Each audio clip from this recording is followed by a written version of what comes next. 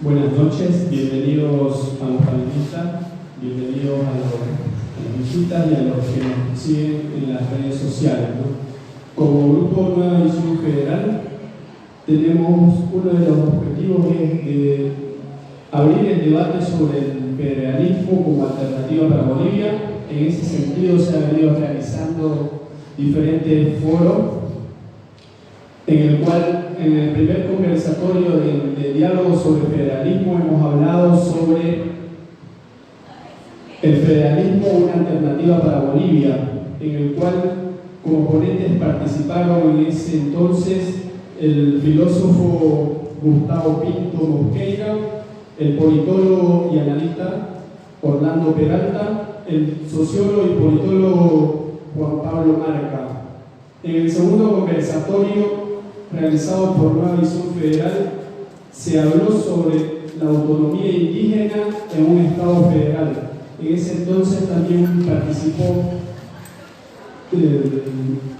el abogado que también fue director del Centro de Investigaciones Jurídicas, Leonardo Tampini, el actual director del mismo centro del CEGIS, Hernán Ávila, y también tuvimos la presencia de Wilson Áñez, actual asambleísta indígena.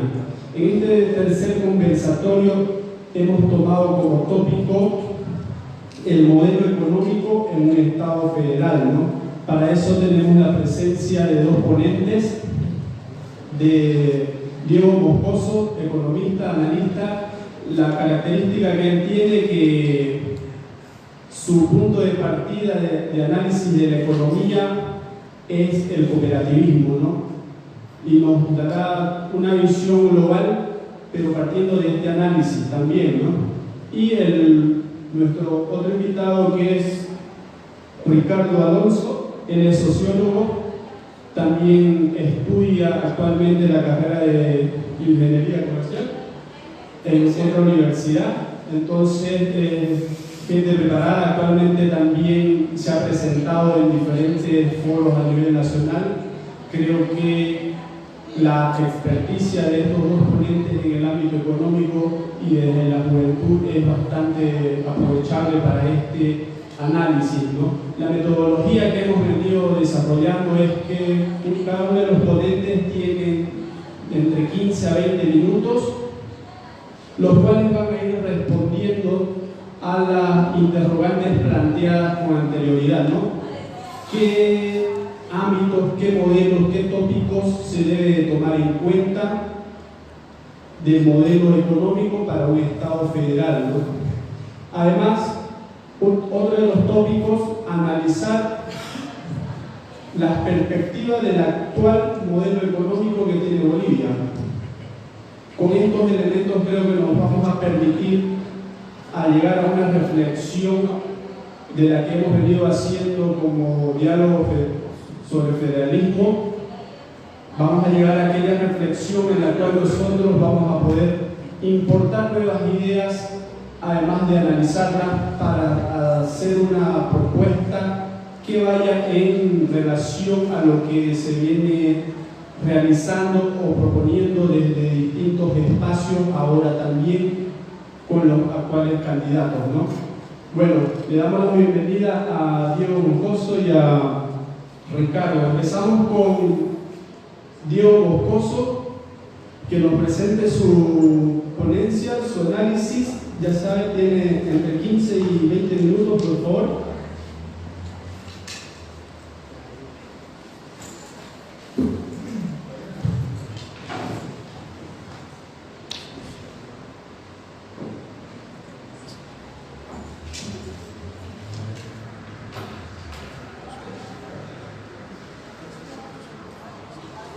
Buenas noches a todos los presentes. Muchas gracias a la Nueva Visión Federal y a la Asociación de Específico y las organizaciones que participan en el proyecto. Muchas gracias por la invitación. Yo la verdad es que venía preparado con un artículo un poco quizás más histórico y con pretensiones de buscar visualizar el futuro, quizás un poco construir una utopía, ¿no? Utopías cruceñas, utopías de Santa Cruz.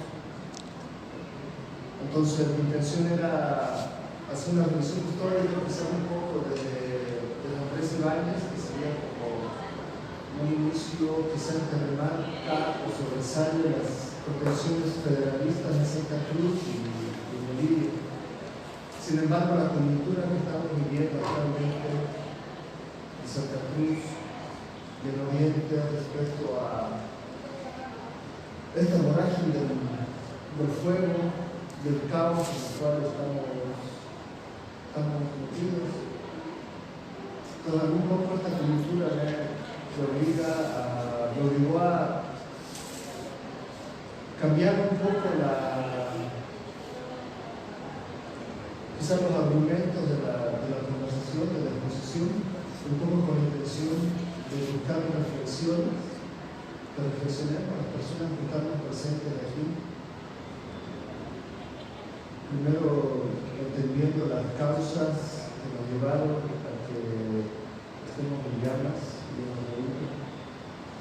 y además ver desde la universidad, desde las personas que están intentando contribuir intelectualmente a la sociedad, de qué alternativas podemos construir para dar un giro completo a este carro que está yendo sin rumbo y con mucha fuerza y nos está atropellando a todos.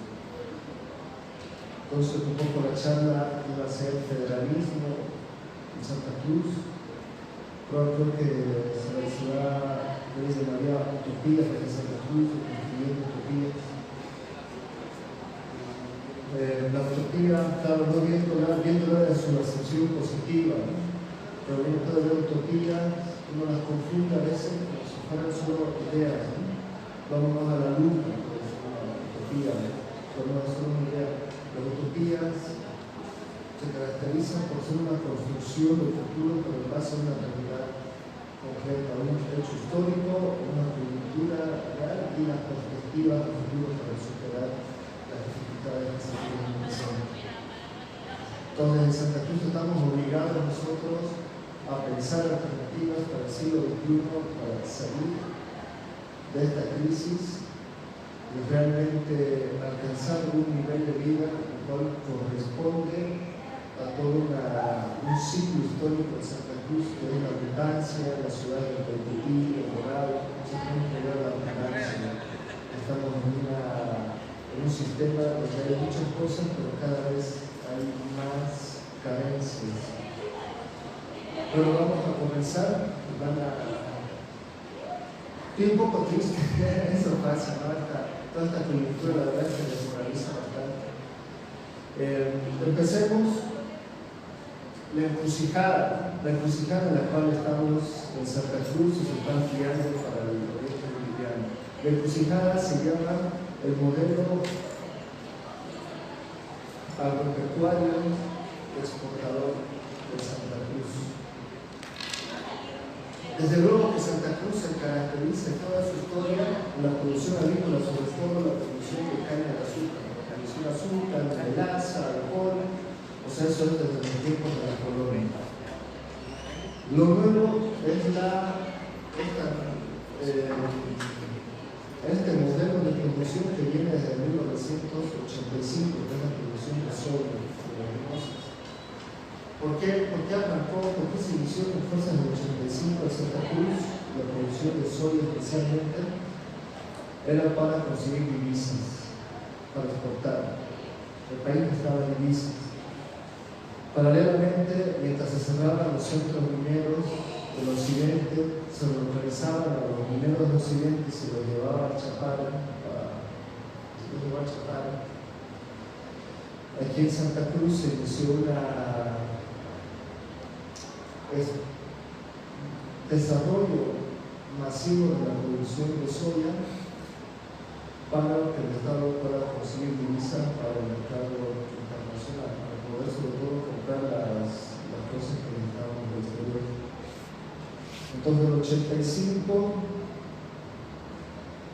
van a ser 35 años ser nuevo, que la producción de soya se está financiando en Santa Cruz. Desde 35 años se han visto que es el departamento con mayor crecimiento, mayor población, mayor tasa demográfica, tasa de migración, también se convirtió en el centro económico de Bolivia. La locomotora funciona.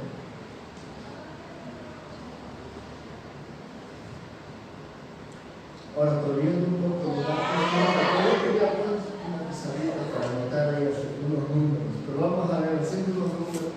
Ahorita actualmente la producción de soya en superficie ronda 1.200.000 hectáreas. De eso van para granos, torta de soya, para hacer aceite, los derivados, unos 1.200.000 hectáreas.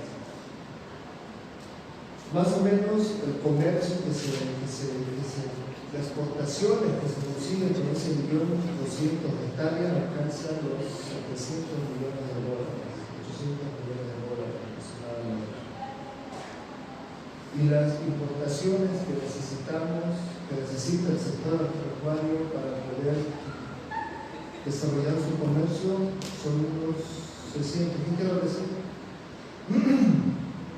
Las exportaciones alcanzan 800 millones, las exportaciones 600 millones. Hay un saldo a favor de 200 millones de dólares, es decir, que solamente 200 millones de dólares se quedan en Santa Cruz para los productores. El resto se va para los que producen las semillas, las máquinas, los insumos, la banca.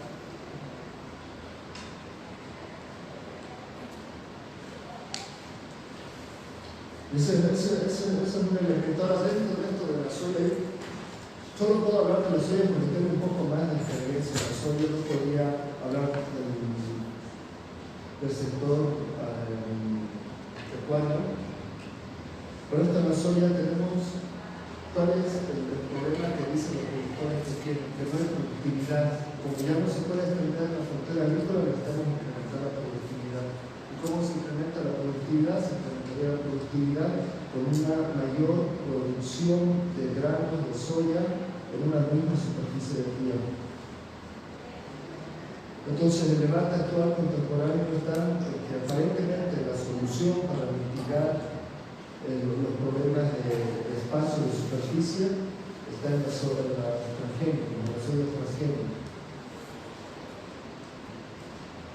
En Bolivia ya hay soya transgénica hace años, desde antes de usar la nueva constitución, solo que va pasando por eventos y la nueva camada de productores están exigiendo una producción masiva y más actualizada de la producción de transgénicos. ¿Están bien o están mal los transgénicos? Ese es un debate que aparentemente solo podría llegar a ser un debate que sea técnico, científico, médico, en la cual los científicos especialistas en laboratorios en algún momento decidirán si es que la soya transgénica es o no perjudicial para la salud humana, perjudicial para la salud de animales o para el medio ambiente. Va 20 años en ese debate. Científicos que dicen que es completamente nociva y otros grupos científicos que dicen que es perjudicial. Entonces nosotros como personas que no somos expertas en esta temática científica, lo único que podemos acudir es al razonamiento, a la filosofía, sobre todo a la filosofía, pero no la filosofía académica, sino el razonamiento interno, ¿no? Pensando en lo mismo. Entonces, la soya transgénica para mí tiene dos elementos que son centrales y sustanciales que pueden derivar en problemas que nosotros no podemos conocer ahora. Tiene dos características centrales en la producción de soya transgénica. La primera y más importante, no se reproduce. La soya transgénica no se reproduce. O puede reproducirse una segunda vez, quizás una tercera, pero ya cada vez con menor calidad, que tienes que buscar otra prueba. O sea, no se reproduce la soya transgénica. Otra, la soya transgénica resiste a los pesticidas, los glifosatos sobre todo. Entonces, cuando hablamos de organismos modificados genéticamente, No estamos hablando de la tradición humana de ir hibridando diferentes especies para conseguir una mejor especie de alimentos, de frutos, porque los humanos en toda nuestra historia hemos ido enriqueciendo nuestros alimentos, hemos hecho que la mandarina de limón, que diferentes frutos silvestres hemos ido domesticándolos para poder nutrirlos, para poder alimentarnos de mejor manera.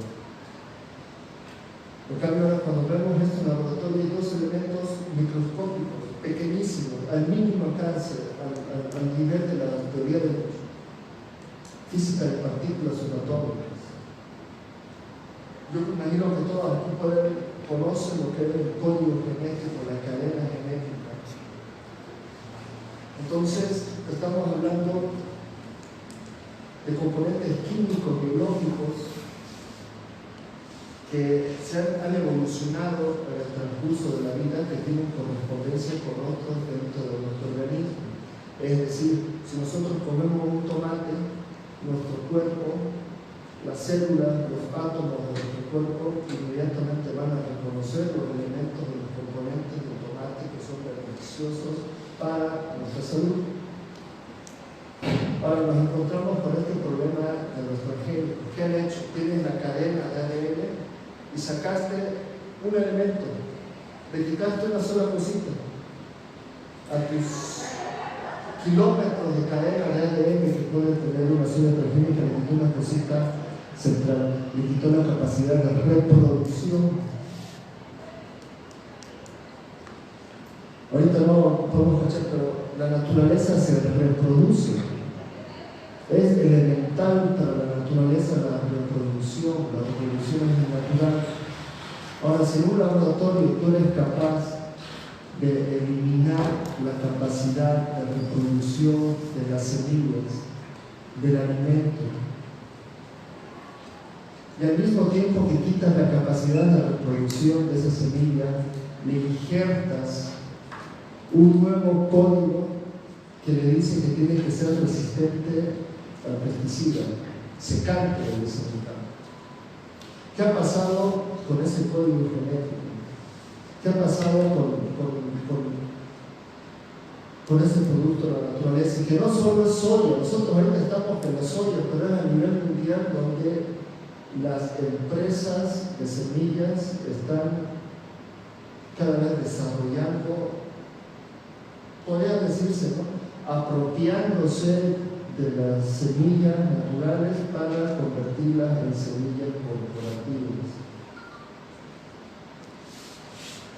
Estamos en una disputa entre productores ancestrales, de semillas ancestrales, naturales, orgánicas, frente a las corporaciones. A veces eso suena como un discurso de conspiranoicos, izquierda resentida, pero si nosotros, nuevamente repito, debemos recurrir al razonamiento y a la filosofía, a la imaginación, cuando carecemos de hechos probables, cuando carecemos de estudios científicos. Entonces mi pregunta, mi reflexión en este momento es: ¿qué tan nocivo puede ser para la naturaleza el hecho de que nos estemos alimentando o empezando a alimentar de alimentos que ya no se reproducen naturalmente y que necesitan laboratorios para reproducirse? Para los productores es malísimo, porque en el momento que no tengan dinero para comprar semillas ya no pueden producir. En cambio, nosotros los humanos hemos caracterizado por producir, cosechar, guardar semillas para la siguiente producción y el resto venderlas. Pero con la transgénica ya no sucede eso, ya les pertenece a la corporación. Mayor dependencia de agroquímicos, de insumos. Entonces, el aparente incremento de productividad es relativo. Es relativo porque puede ser que te dé unos cuantos gramos más de soya, pero lo que estás entregando es un alto costo, es la capacidad de tener propiedad de tus semillas. Y al mismo tiempo alimentar a la gente con un producto nuevo que ya no tiene capacidad de reproducirse. Y ese primer elemento sería aquello, como una reflexión. Y el segundo, pensar en alternativas. el modelo de desarrollo de Santa Cruz, especialmente su diario vacuno, parece que ya llegó a su límite, ya llegó a su tope. Entonces, ¿qué va a hacer el ganado? En lugar de que le den 5 hectáreas por cabeza cada vaca, lo hagan intensivo, como en Estados Unidos, y las tengan a todas en corral. Posiblemente llegue su momento, pero todo tiene un límite. Entonces, nosotros, si queremos liberarnos de esta forma de producción, queremos un poco liberarnos de estos monopolios de producción, porque al final se está produciendo para la bolsa de Chicago, de Rosario. No es que estamos produciendo soya para la humanidad, se está produciendo para las bolsas de valores de Chicago y de Rosario, para los especuladores. Los productores de soya de Estados Unidos y de Europa son productores subvencionados. No sufren como acá el productor, sufren porque todos los días varía el precio y cada vez el precio va bajando. En cambio, los países grandes subvencionan a sus productores, no importa cuánto vaya el precio, el Estado cubre la diferencia. Entonces, para tener ¿qué alternativas tenemos? En lugar de una producción, un monocultivo a gran escala, me parece que lo importante es, todo esto empezó porque se quiere llevar carne de soya a China y a Rusia, quiere llevarse alimentos a la población. Entonces, nosotros no podemos parar la producción, no se puede negar la producción de alimentos, lo que tenemos que hacer es producir esos alimentos, pero tenemos que darle una vuelta a eso. A mí me parece que la mejor alternativa que tenemos por el momento es el turismo. Inevitablemente es el turismo. Uno suena como, sí, turismo, irse a pasear. Quizás nosotros no somos, en Bolivia no acostumbramos mucho al turismo. En China, ¿saben cuántas personas de ingresos medios saben al año hacer turismo cultural? 300 millones. Cada uno con un promedio de $10,000 a $15,000 de gasto en turismo. 300 millones de personas. Nosotros queremos alimentar, no sé, con vacas y con soya, no sé cuántos miles. Podemos realmente pensar en alimentar 2, 3 millones de personas de China que se vengan con sus $10,000 cada uno, vengan y se alimenten acá, consuman nuestro alimento, consuman nuestra infraestructura, nuestra ropa. Podemos diversificar toda la producción de esas exportaciones con los turistas, porque al final lo que queremos es divisas. Los turistas cuando vienen acá que van a pegar las divisas, menor carga de carbono, hay más bondades. Porque no solamente hay que pensar en el turismo como hace el turismo centroamericano, el turismo de rol y de baile para la juventud, sino que ante esta crisis, porque estamos en un cambio climático, esa es otra variable indispensable que nosotros tenemos que empezar a madurarla. Vienen sequías, vienen heladas, vienen más problemas. Entonces nosotros tenemos que pensar en conservar lo que se tiene, aumentar la riqueza genética que hay en Bolivia, debemos estar en el top 5 de la riqueza genética de todo el mundo, y darle, como estamos en un sistema capitalista, pues tenemos que nosotros valorizar, generar recursos, no solamente financieros, sino que nos permitan diferentes dispositivos para proteger lo que tenemos, incrementar toda esa riqueza, esa bioriqueza, y al mismo tiempo mejorar nuestra calidad de vida como bolivianos y abriendo nuestras fronteras a la mayor cantidad de personas y culturas para que aquí se haga no solamente un turismo de paseo, sino científico, técnico, sobre todo sería eso, ¿no?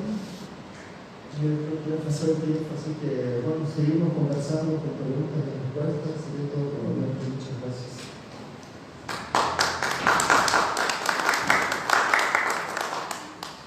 Desde la proposición que nos hace Diego Moscoso analizar el modelo empresarial cruceño, además de que la actual producción no es proveniente de Santa Cruz, al parecer ha entrado en una encrucijada en que tiene que remodelarse, tiene que continuar y buscar nuevas alternativas al modelo económico cruceño.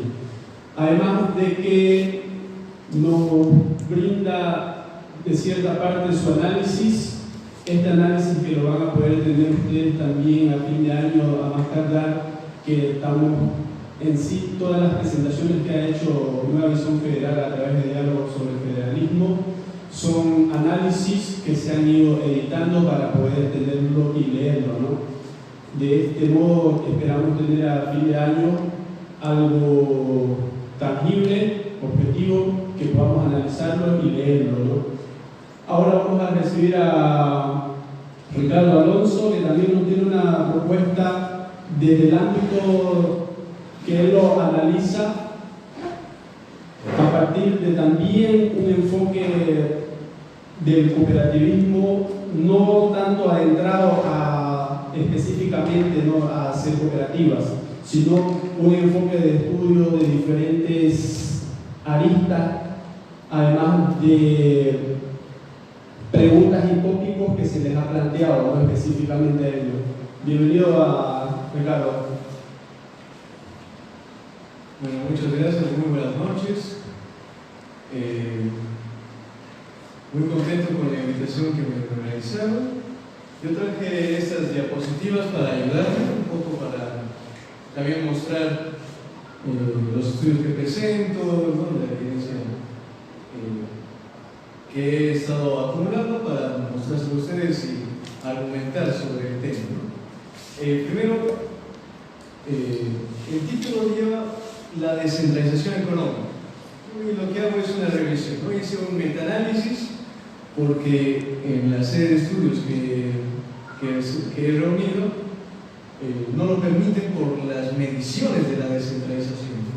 Es decir, varias escuelas económicas tienen diferentes tipos de mediciones sobre la descentralización, e incluso organizaciones institucionales, ¿no?, la Unión Europea, el Banco Mundial, ¿no?, tienen indicadores no sobre la descentralización, pero sí indicadores indirectos de ello, ¿no?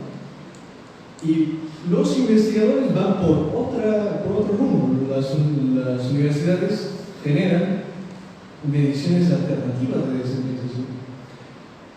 ¿Y por qué descentralización y no he puesto federalismo? Sobre todo porque la palabra federalismo rotunda en mi cabeza, un poco materialista y un poco cuyos conceptos deben ser unívocos y no equívocos.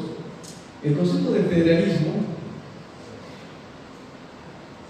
en su acepción primera, señala que es la unión entre estados, ¿no?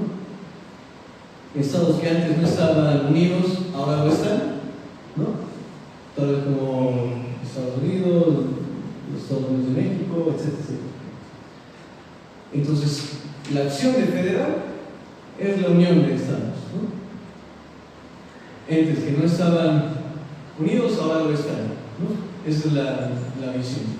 ¿Y por qué he utilizado la palabra descentralizar? Sobre todo porque ha sido utilizado en algunas de las bastantes mediciones, ¿no?, en donde la administración pasa de una unidad centralizada de información a diversas unidades de información. ¿Bien? Eso se da tanto en territorio, en organizaciones por su naturaleza, ¿no? Puede ser una descentralización económica. Esa se puede dividir tanto por ingresos como por egresos. Cuando decimos ingresos, por ejemplo, ¿no?, en muchos conceptos que voy a presentar, se refieren a la descentralización fiscal. ¿Por qué es lo que se refiere con descentralización fiscal? Es decir, que una unidad, ¿no?, puede decidir qué tasas impositivas colocar, en qué porcentaje y en qué grado. Con eso hace una política de ingresos. La descentralización de egresos es que cada unidad administrativa puede seleccionar en qué gastar los recursos que una unidad centralizada les otorgaba, ¿no? Entonces hay diferentes maneras de descentralizar, no hay solo uno, ¿no? Y entonces para poder hablar hay que hacer esta desminución primero. Siguiente, por favor. Yo les voy a hablar un poco primero desde la teoría económica que nos impera, es decir, la teoría económica que se enseña en las universidades, ¿no? El modelo de Solow, ¿no? ¿Qué nos indica? Que cualquier tipo de descentralización, ¿no? Ustedes conocen el modelo Solow, ¿no? Primero, este modelo fue aplicado y pensado para ser macroorganizacional, es decir, no aplicado tan solo a empresas microorganizacionales, ¿no? No tiene no se basa en supuestos de microeconomía, es decir, no se basa en que los agentes son racionales, ni que los agentes comparten mismas expectativas, ¿no? Y tercero, este modelo se basa en producción y en tecnología, ¿no? Y que hace los cálculos de los parámetros de cada una de estas, ¿no? Entonces, ese modelo fue aplicado incluso en la Unión Soviética, ¿no? Pero fue pensado incluso para la Unión Soviética. ¿Qué señala ese modelo? Que cuando nosotros aplicamos una tecnología de gobernanza, o sea, una tecnología de gobierno, ¿no? de aplicaciones administrativas de los gobiernos, esa tecnología se aplica a la parte del modelo, ¿no? Y el modelo indica teóricamente, eso es teoría, ahora vamos a pasar luego a la empiria. En la teoría, el modelo señala de que en las etapas iniciales puede existir una diferenciación por esta aplicación tecnológica en las tasas de crecimiento, de producción, pero sin embargo, en el largo plazo y en el mediano plazo, el crecimiento no habrá diferencia entre utilizar una tecnología de unidades descentralizadas y una de centralizadas. Ese es el modelo teórico. Siguiente, por favor. Pero no todos somos macroorganizacionales, ¿no es cierto? Hay muchos que son microorganizacionales y les gusta ver qué es lo que sucedería a nivel pequeño, ¿no? Los procesos de centralización, ¿no? Esa es una perspectiva institucional, generan destrucción creativa, es decir, la ausencia de conocimientos de un ente centralizado, cuya información está centralizada, ¿no? Puede generar destrucción creativa, porque la información tarda en llegar, ¿no?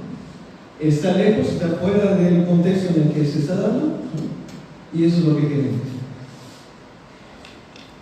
Entonces, los sistemas, eso es una cita textual, ¿no? Los sistemas federales o sistemas descentralizados pueden ser más eficientes que los centralizados, por esa razón, ¿no?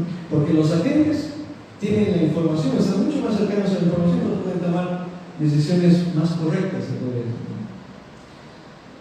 Sin embargo, la teoría institucional más moderna genera que mientras mayor cantidad de agentes están relacionados en la política, es decir, burocratización, ¿no? La descentralización puede conllevar burocratización, porque ahora hay un administrador, un contador, etc., por la unidad descentralizada y además por cada unidad descentralizada, por cada unidad de parte. Entonces puede generar niveles de burocratización. Y eso a su vez, cuando no están los polizones, lo que decimos los economistas le llaman polizones o free riders, cuando no están controlados, generan corrupción. Siguiente cosa.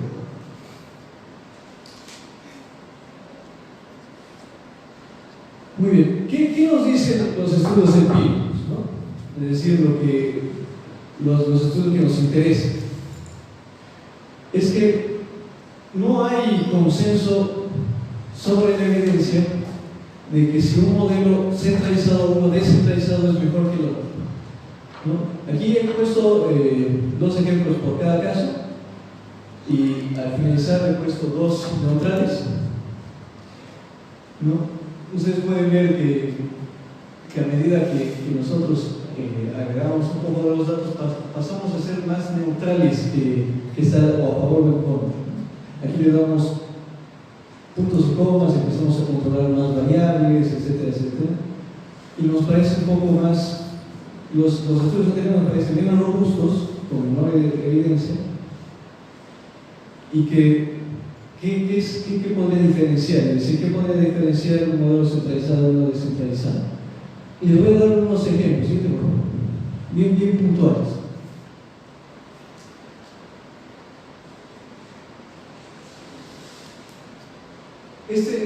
Este primer ejemplo es contrario, ¿no?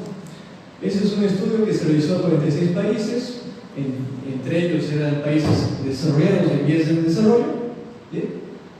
Y que realizaron un modelo de producción en donde se coloca como tecnología esta variación de gobernanza, es decir, modelos descentralizados versus centralizados, y los resultados sugieren que los ingresos, o sea, por ejemplo, aumentar el ingresos descentralizados a una unidad administrativa en 10% genera que se reduce el crecimiento del PIB real per cápita en un 0,7 y 0,8%, puntos porcentuales, ¿no? Y la variable es estadísticamente significativa con un alfa del 10%, ¿no? Y está el p-valor, ¿no? Este es un estudio en contra. Siguiente, por favor.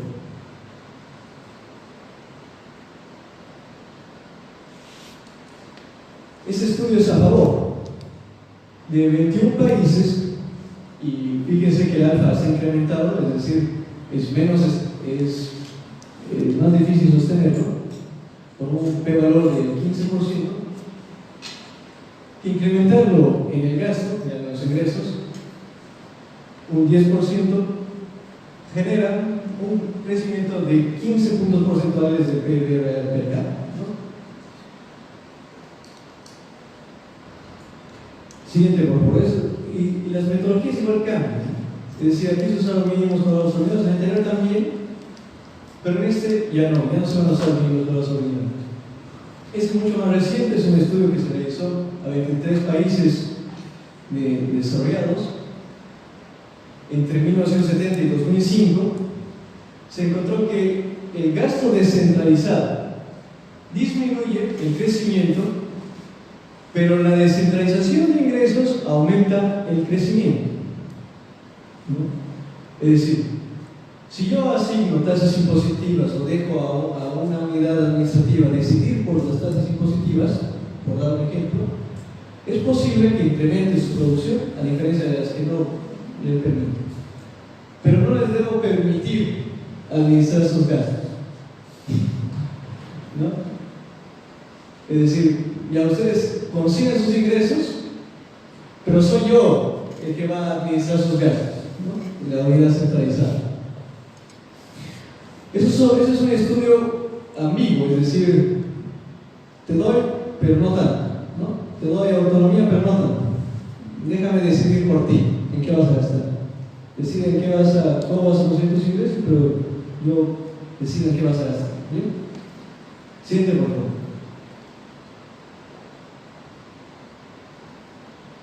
Sobre Bolivia, hay que notar en este anterior estudio que se realizó en países desarrollados, ¿no? Que el marco institucional en el que se desarrollan los países desarrollados tiene instituciones fuertes. En 2009, Elinor Ostrom, el premio Nobel, por generar una teoría de cómo nosotros podemos administrar bienes públicos y comunes y alcanzar la misma eficiencia y la misma eficacia de la administración privada, ¿no? Porque eso es una gran tarea para los politólogos, ¿no? ¿Cómo hago yo para que no existan polizones, para que no exista gente corrupta?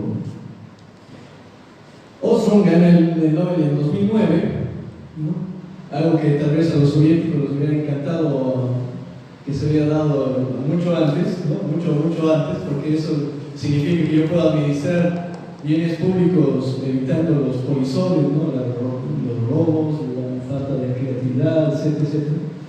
Ostrom indicó que cuando se trata de bienes comunes entre los partidos, la reducción de colisiones va en tres partes. Primero, yo tengo que generar estrategias de transparencia, ¿no? Que es el gran problema de la descentralización. Es decir, si yo admito que un ente separado del central tome decisiones en gasto, ¿no? Yo tengo que hacer un seguimiento, es decir, ellos tienen que mostrar constantemente qué es lo que están haciendo. ¿No? Oslo notó que cuando nosotros tenemos estrategias de comunicación masivas, donde toda la información la tienen todos los agentes que están trabajando en ello, ¿no? Es decir, todos los agentes públicos tienen la misma información y están al tanto de las grandes inversiones, además de que las grandes inversiones no se realicen por un pequeño número de personas, sino por un gran número de personas, no un pequeño número de personas, sino un gran número de personas, es decir, más agentes estén conociendo lo que se está haciendo, se reduce la gente de comisiones al nivel de una institución privada. Ese es el objetivo de Oslo. La Escuela de Oslo ha ido trabajando y ha obtenido mucho más consenso científico dentro de la academia económica.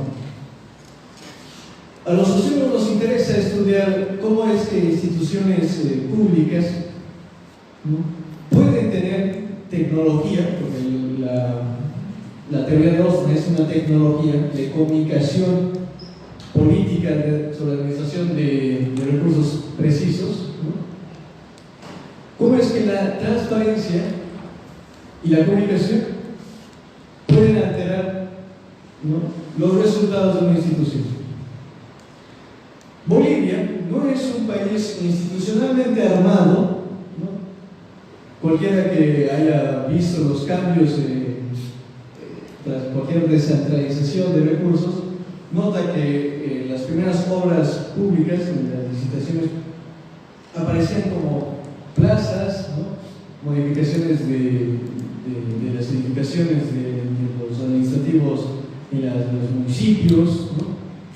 Es decir, los recursos se van primero a hacer bonito la alcaldía, por decirlo de forma más coloquial. Primero la alcaldía y luego colocar una plaza. ¿Qué externalidades conseguimos? ¿Qué consecuencias negativas se han conseguido, se han evidenciado con una descentralización de gastos, ¿no? Primero es eso, que pudo existir sobrecostes, ¿no? Pudiera haber existido en Bolivia sobrecostes, no lo hemos investigado, pero es muy probable que haya existido sobrecostes. Lo hemos escuchado muy diariamente en noticias que es así, ¿no? En el municipio de Santa Cruz lo hemos escuchado algunas veces, ¿no? Algunos chismes, por ejemplo, aunque son difíciles en nuestro contexto estudiarlos y constantemente determinarlos, de la alcaldía de Santa Cruz. Por ejemplo, yo que vivo en el Avance, noto que esas subidas y esas bajadas están mal realizadas y que cuentan chismes. No vamos a decir que son ciertos, ¿no? De que el señor alcalde tiene filiación con constructoras. No vamos a decir que es cierto, simplemente vamos a decir que es un chisme. Entonces, Bolivia, hay que preguntarse, ¿Bolivia está preparada para llevar una descentralización real de gastos? Es decir, donde nosotros asignemos a ese nivel y esa cantidad de burocratización, es decir, más gastos necesitan más personal, ¿no?, que un ente centralizado podría administrar, siempre y cuando nosotros le demos controles a los polizones, es decir, lo que acabo de decir, de transparencia, comunicación, etc. ¿Qué es lo que supone? Siendo Bolivia uno de los países con mayor índices de corrupción en Latinoamérica, es en el puesto número 3. Entonces, una pregunta puntual. Eso simplemente para saber la eficiencia. Simplemente es por eficiencia. Pero si hablamos ya no desde el ámbito económico de la eficiencia, sino del ámbito político y jurídico que conlleva la descentralización de ingresos y de egresos. Primero de ingresos, que es el más difícil de roer. ¿Qué significa, por ejemplo, que Rositas, ¿no?, que San Matías, o en Tarija, el Parque Agrové, esos ingresos vayan exclusivamente a Tarija, ¿no?, o aquí en Santa Cruz, exclusivamente? ¿Qué significa en el orden político esta nueva distribución de ingresos, es que se dieron, ¿no? Significa de que los demás bolivianos ya no acceden a esos ingresos directamente.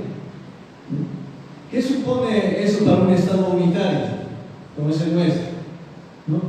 ¿Qué supone eso para un Estado que no solo gobierna a cruceños ni a tarijeños, por ejemplo, o a potosinos? En el caso de los potosinos siempre llevan banderas en consigo Potosí federal, ¿no? ¿Qué conlleva eso? Es decir, que los demás bolivianos no tendrían acceso a esos ingresos o a la administración de esos ingresos.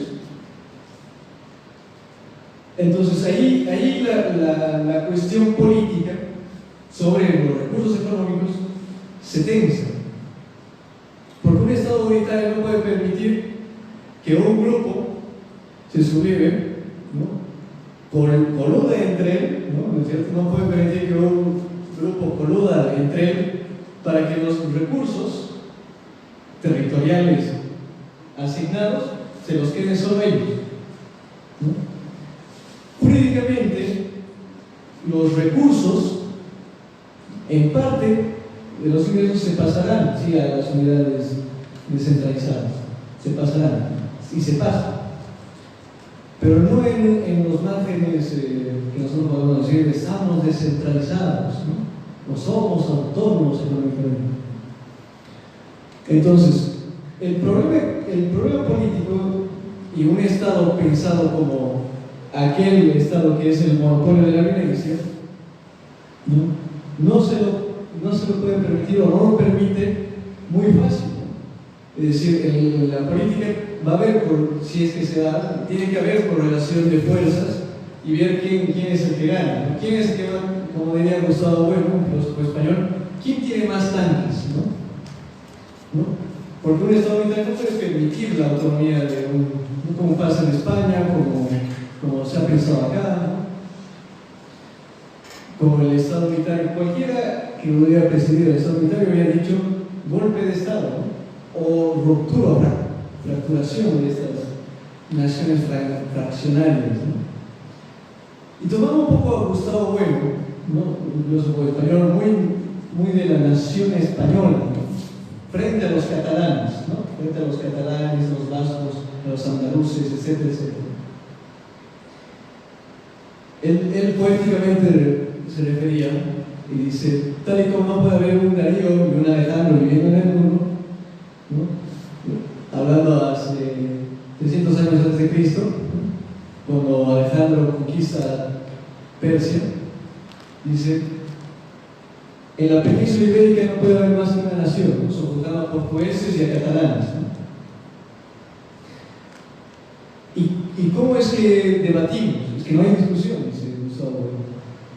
Es que si un Estado se ha fijado comunitario basado en una nación política, no cultural, como puede prescindir o decir nación campa, ¿no?, cosa más abstracta que me parece como sociólogo, porque aquí no hay ninguno que sea idéntico al otro, es decir, lo campa cultural es más que una falacia en la concepción sociológica.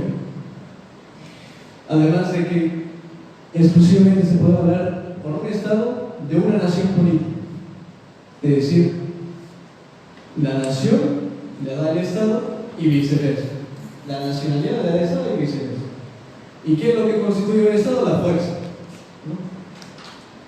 Si lo deberían, hace un momento me decían, entonces deberían, no, pero eso sí, eso vamos a ser materialistas, ¿no? El lado materialista de Weber es que los Estados son fuerzas, ¿no?, y que tienen que garantizar la unidad de su territorio.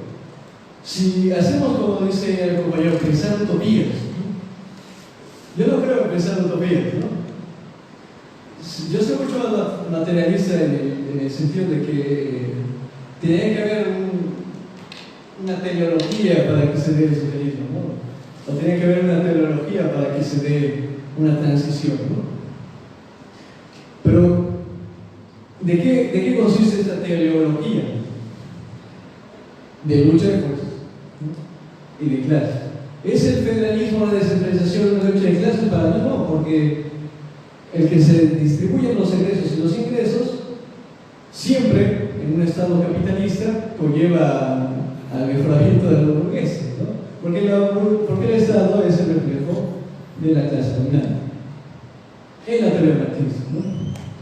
¿A qué conlleva, por ejemplo, que nosotros pensemos en la teleología de las autonomías, etcétera? ¿Basado en qué? Además, si la evidencia empírica muestra que es ambiguo, es decir, no hay consenso científico de si una unidad descentralizada o centralizada es más eficiente que otra, ¿no? Hay los que dicen que sí, los que dicen que no. Los que dicen que sí tienen estadísticamente significativo menor valor que los que dicen que sí, los que dicen que no, que la descentralización no es más eficiente. Entonces, ¿qué nos queda? ¿Qué es lo que les queda a los federalistas, llamados federalistas, ¿no? Simplemente una pugna de poder, de relaciones de fuerza, ¿no? Porque las utopías pasan por relación de fuerza, lamentablemente. ¿Y qué le queda a los defensores de los estados unitarios? ¿No? Lo mismo, solo que los estados unitarios ya tienen la fuerza. Bueno, eso es todo. Y muchas gracias por su atención.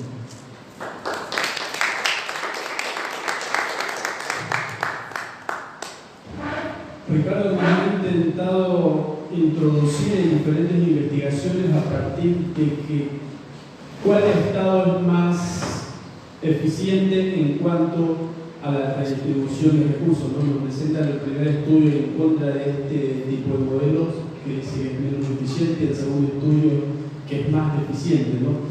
Además que nos hace un análisis weberiano sobre el Estado, que el Estado para Weber es el monopolio de las fuerzas. Entonces, a partir de ahí abrimos el micrófono para algunos comentarios, preguntas que se les inquiete hacer a ellos. Tenemos 2 minutos de participación, máximo 3, por favor. Buenas noches y gracias a los ponentes. Primero, la cuestión te va para el señor Diego. Mencionó como algo bueno la subvención por parte de Estados Unidos hacia los productores que tienen un déficit en sus negocios. Entonces, como economista, está planteando de que sería bueno un intervencionismo por parte del Estado en este tipo de casos, por ejemplo. A ver, ¿se escucha? Bueno, seguramente, cuando yo dije que era bueno, solamente no me dejé entender muy bien.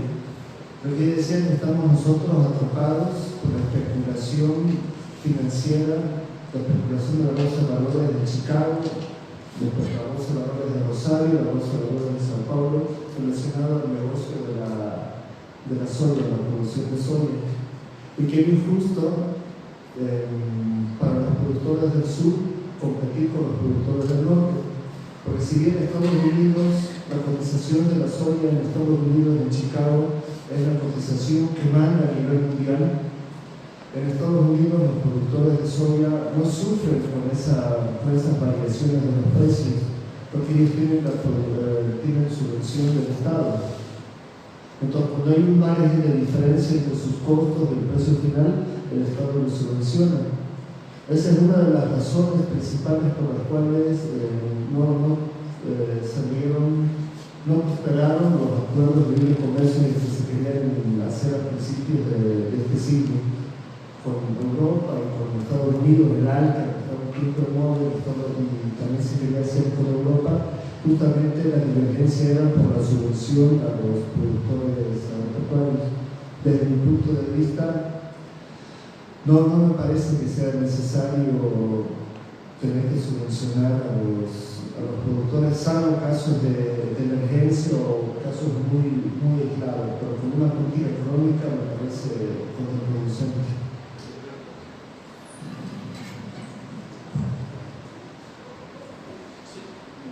Buenas noches a todos, agradecer por su asistencia a este evento. Me gustaría preguntar lo siguiente a los dos ponentes, a Diego y a Ricardo. ¿Cuáles son los elementos centrales de un modelo económico? ¿Cuáles son las variables de un modelo económico? En función de la revisión que ustedes han hecho en su trabajo, sé que Diego es economista y Ricardo estudia una carrera financiera. ¿Cómo ven a partir de esas variables la composición del modelo actual? O sea, ¿cuáles son las fallas que tiene el modelo que tenemos? ¿Y qué reformas se puede hacer a ese modelo?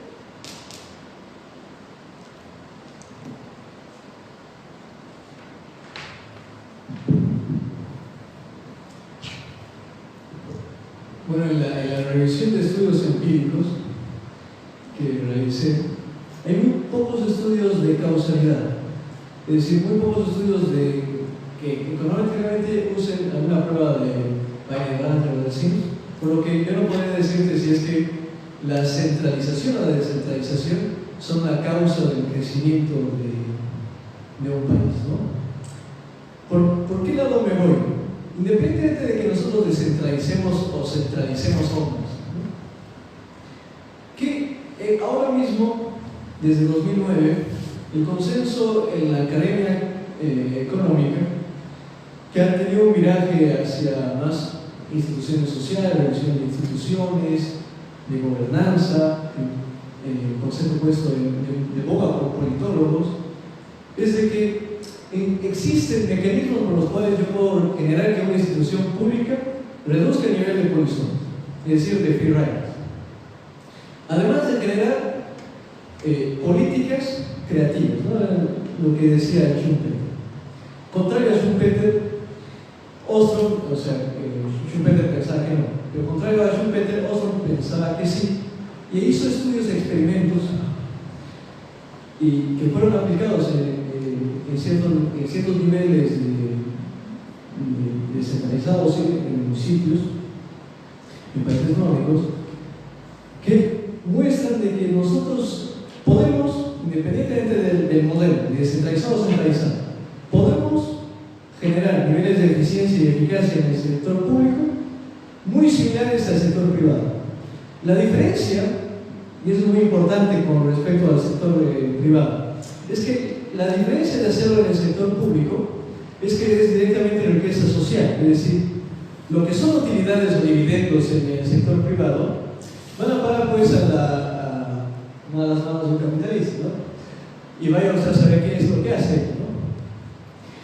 Si yo genero mecanismos de control de poluciones en instituciones públicas, genero directamente riqueza social, riqueza que yo puedo aplicar en educación, en sanidad, puedo aplicar en carreteras, en vialidad pública, etc.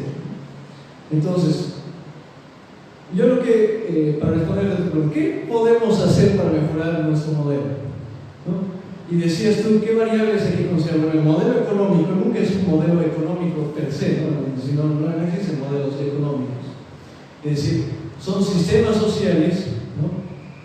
Que uno de sus ámbitos es la economía, ¿no? Uno de sus ámbitos es la economía, otro es la política, que es la que maneja la economía, otra es el ámbito cultural o los medios aprendidos, la información socialmente aceptada, ¿no? Y por otro lado, está bien también decirlo, porque son sistemas conformados por personas, ¿no? Que tienen además un nivel de racionalidad no perfecto, por no decir imperfecto, es decir, racional, pero no. Entonces, un modelo económico es una presentación de un paradigma, ¿no? Debe incluir, pero ya tenemos un modelo económico, un planteamiento político debe incluir, ¿no? Tanto la administración de recursos, para eso la teoría económica, tanto la correlación de fuerzas dentro de la teoría política, el conjunto de memes o información socialmente aceptada, la cultura, ¿no? Y las connotaciones emocionales de las personas, es decir, básicamente algo de psicología, ¿no? Social. Entonces, si yo te planteo un modelo económico, porque tal cosa para mí no existe, como no existió, como no existió, digamos, un modelo solo en la Unión Soviética, o un modelo solo en Estados Unidos, un modelo solo en los nórdicos o en Singapur, que les gusta mucho a los liberales decir, eso es el liberalismo, ¿no? Sino que lo que existen son sistemas sociales que adoptan políticas basadas en lo que acabo de decir, en la cultura y en la economía, y que una para la cual no dan, es decir, lo que puede funcionar en un lado no funciona en otro, porque no están considerando de las variables que estamos tomando, ¿no? Es decir, por ejemplo, muchas políticas liberales no pueden ser aplicadas o no fueron aplicadas en lo factible si antes una entrada de correlación de fuerzas dictatorial, ¿no? Como Chile, ¿no? Incluso Singapur, ¿no? O Corea del Sur. Es decir, que modelos puros no existen, eso es medio idealismo, hay que dejárselo eso a los que estudian todavía Kant y Hegel, ¿no? Pero a esos idealistas, espiritualistas, ¿no? Y hay que centrarnos en estudiar sistemas sociales y cómo es que a partir de las condiciones actuales que nosotros tenemos podemos mejorar. Si existe teoría, puede existir, ¿no? En teoría económica sabemos que existen países que les va muy bien administrando bien la comunicación y la transparencia de sus instituciones públicas y les va bien, ¿no? Hay países en que lo han intentado, pero por falta de otra variable, la cantidad de recursos o el contexto en el que actúan, no lo logran hacer, ¿no? Entonces, hay que fijarse en los sistemas sociales. Si yo quisiera aquí en Bolivia, ¿no? De forma, como dice el compañero, utópica, plantear algo nuevo, ¿no? Yo diría que hay que comenzar por instituciones y luego intentar basarlo de manera general en la cultura, es decir, en la información socialmente aceptada, ¿no? No sé si usted quiera comentar. Bueno, sí, un poco pensar en modelos económicos para un Estado federal es complicadísimo, ¿no? Porque ni siquiera entendemos lo que significaría con un Estado federal, lo que es el federalismo, el federalismo. Pero para ir un poco a pensar, si juntas en un salón un equipo de fútbol, otro, no sé, de futbolito, tienes de básquet, de rugby, de diferentes deportes, y quieres que todos jueguen al mismo tiempo, evidentemente algunos van a poder más o menos seguir una lógica ahí y otros se van a contradecir completamente, no va a funcionar. Hay una disparidad completa. Lo mismo pasa en la economía. La escuela liberal, capitalista, formal en la academia, siempre le gusta decir agentes, no agentes económicos. ¿Qué son los agentes? ¿No? Personas, agentes, ¿no? Lo que hacen la economía. Nosotros tenemos que esforzarnos en que están en ciencias políticas, sociología, desmenuzar más los términos, enriquecer las palabras, esos conceptos para poder dialogar con la realidad y ver cómo pueden influir en esa realidad. Entonces, volviendo, la economía está compuesta por diferentes formas de producción. La economía en sí, viéndolo desde lo más sencillo, es la ciencia del trabajo. Es la ciencia de la organización social del trabajo.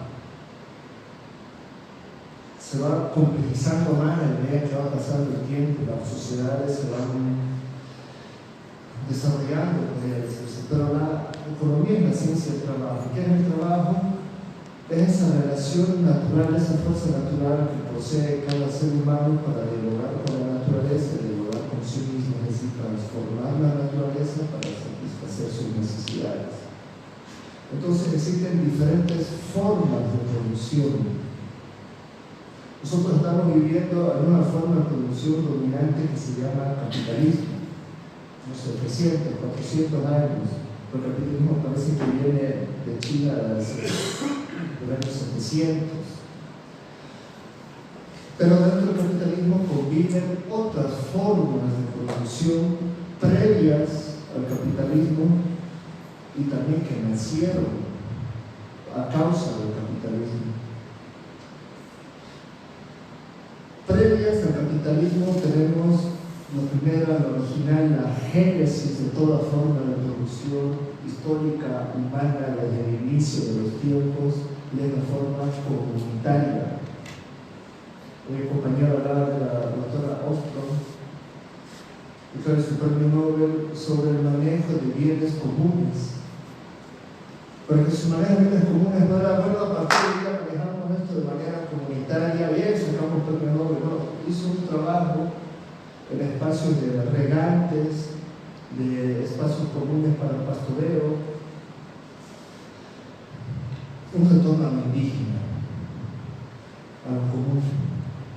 Y dice, lo común, la forma que se ha administrado de manera colectivizada, ha perdurado en el tiempo por miles de años y compitiendo frente a la forma capitalista de administrar los bienes, es igual o superior.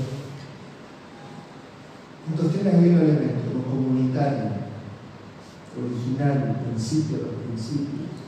Y aparecen sus formas negativas de lo comunitario, que aparece ya la apropiación de la naturaleza, de la tierra, apropiación del ser humano. Y entonces podemos ver con esa dialéctica marxista un poco historicista que no para muy bien, ¿no? Pero que va hasta el esclavismo, feudalismo, capitalismo, pero claro, el capitalismo en el central tenemos al comunitarismo, tenemos al productor individual, el campesino, el autoempleo, es otra forma de producción. Y tenemos otra forma que es la más moderna, que nace junto con el capitalismo. Van a ser 200 años en el 2025, o sea, nace en 1825, igual que Bolivia. Es una forma de producción contemporánea al capitalismo. Asume las bondades del capitalismo y supera los vicios del capitalismo. Es el cooperativismo, es otra forma de producción. El cooperativismo en sí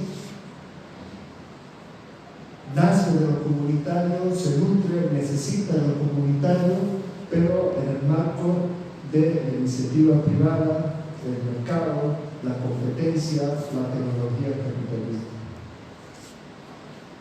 Entonces, cuando queremos hablar de modelos económicos, nosotros en la Constitución de 1994 teníamos un modelo económico, una forma de producción legalmente constituida. Éramos un Estado católico apostólico romano y solamente de producción capitalista. Reconocer la iniciativa privada capitalista y la actividad estatal capitalista. En cambio, ahora con esta nueva constitución, para todas las investigaciones sociales, para economía, para política, sociología, nos abre un poco el espectro de modos, de modelos económicos al clarificar las diferentes formas de producción que existen en Bolivia. En Bolivia existe una economía plural. ¿Qué es esa economía plural? En Bolivia existe lo comunitario, lo capitalista empresarial, lo estatal, lo cooperativo, la empresa social, el autoempleo. Entonces, cuando vos quieres pensar un modelo, tienes que ver que son diferentes elementos, diferentes sustancias, las cuales tú tienes que supuestamente integrar, hacer que se comuniquen. Entonces, es complejo pensar en un solo modelo cuando tienes tantas formas, incluso contradictorias, que funcionan al mismo tiempo. Entonces, para terminar, mi inclinación, mi sugerencia es siempre buscar lo más democrático. Democracia no solo en política, que no es suficiente. La política es un reflejo de nuestra realidad. La política va a normar nuestras relaciones, nuestra realidad. Entonces, tenemos que buscar en la economía las formas de producción más democráticas e incluyentes posible. Les gusta el autoritarismo a muchos porque no les gusta la democracia. ¿Por qué no les gusta la democracia? Porque es difícil ponerse de acuerdo, es difícil escuchar al otro, es difícil hacerte escuchar, es difícil ir a un solo lugar. Tu autoritarismo es más fácil, matas y obedeces y punto. Entonces, el modelo económico tiene que estar ligado a un modelo político y ambos tienen que estar unidos con lo que es la democracia, buscar los elementos más democráticos. Ese sería. Si me permite un breve punto. A donde yo iba era básicamente poder identificar algunos elementos variables de la política económica de los países desarrollados. Por ejemplo, Alemania, en general, Japón, que después de la Segunda Guerra Mundial se desarrolló de una manera interesante. Estados Unidos, yo buscaba que usted me indique, digamos, las variables internas de ese elemento, de ese campo, digamos, desde cómo el Estado norma la acumulación, digamos, los bienes escasos, cómo distribuye. Pero pienso que cuando ustedes me dicen, no sé, el modelo económico es una variable, digamos, no independiente en un desarrollo de un país, me parece que es lo que pienso, pero lo que va por ahí, me gustaría. Ya, le damos la palabra a Luis. Gracias, buenas noches a todos.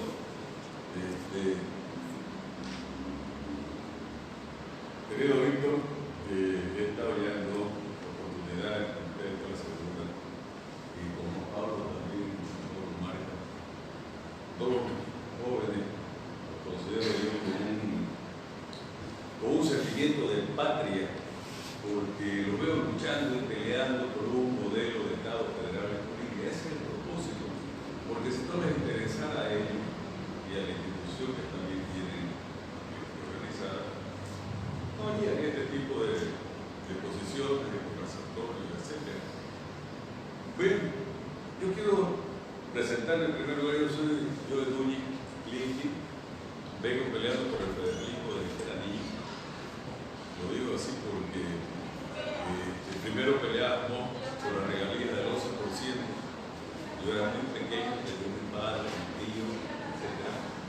De ahí se peleó por la descentralización administrativa, ¿no? Después se peleó por el impuesto a los hidrocarburos, el IDH, etc. Después por el proceso autonómico.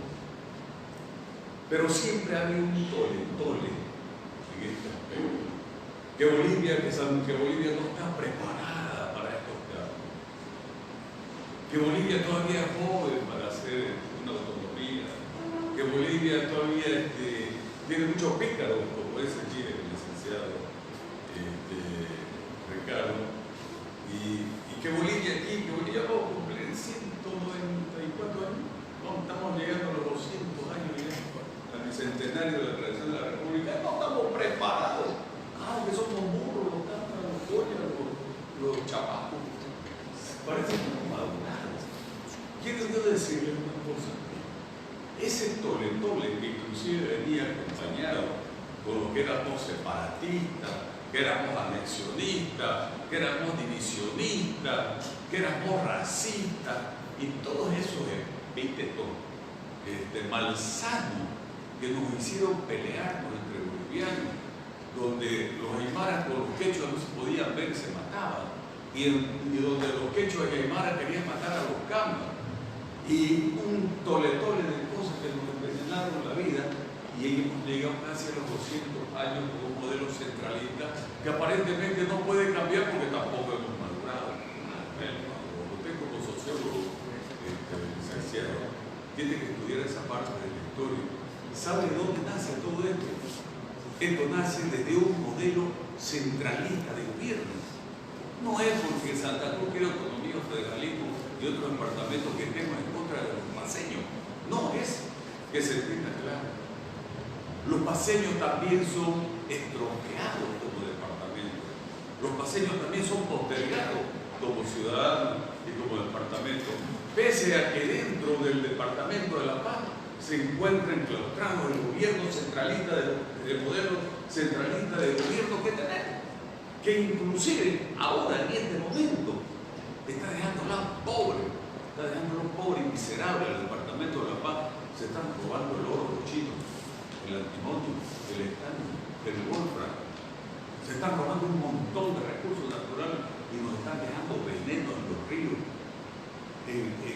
pampas, nos están dejando vendidos en el aire.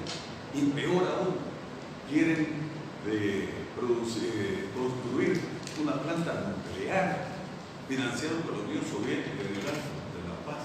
Eso significa que a la larga, ese departamento, La Paz, Potosí y Oruro, por la contaminación, van a tender a desaparecer, a morirse. Esa gente va a salir, va a enfermarse.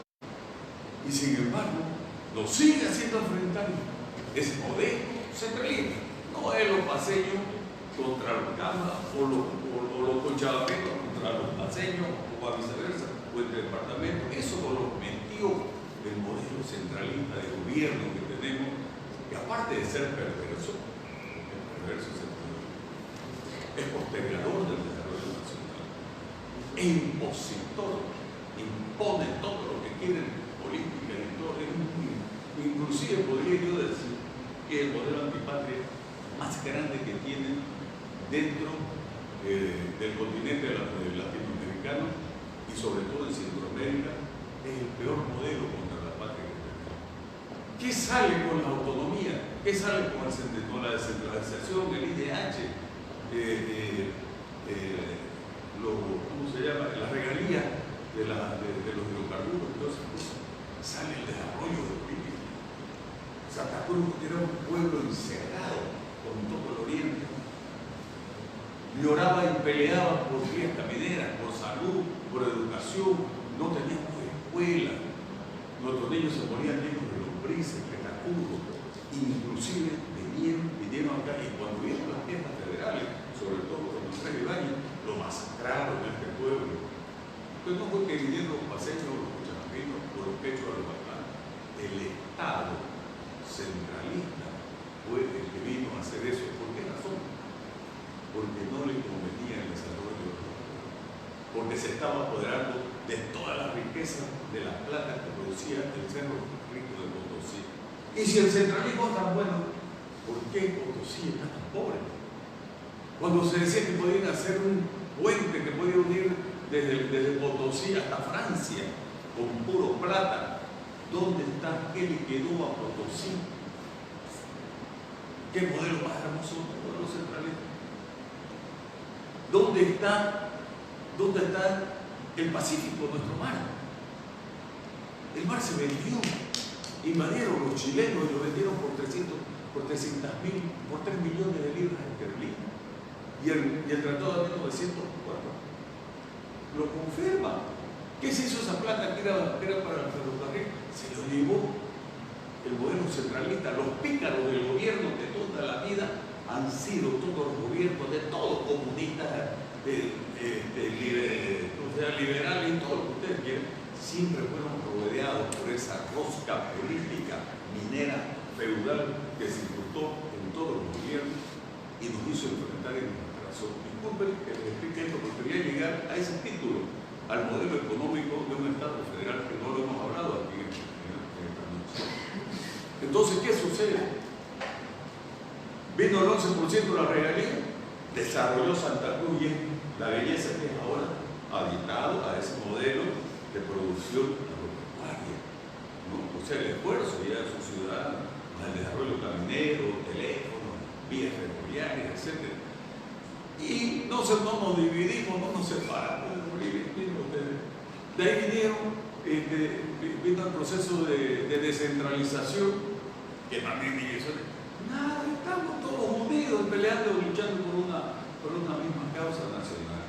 Vino el IDH, ese modelo centralista, evitó que un Tamba como el Armando Bacarié sea presidente de los bolivianos. Y sin embargo, no lo quisieron firmar la ley del IDH de los hidrocarburos y tuvo que firmarlo por Armando Bacarié, que era presidente del Congreso Nacional.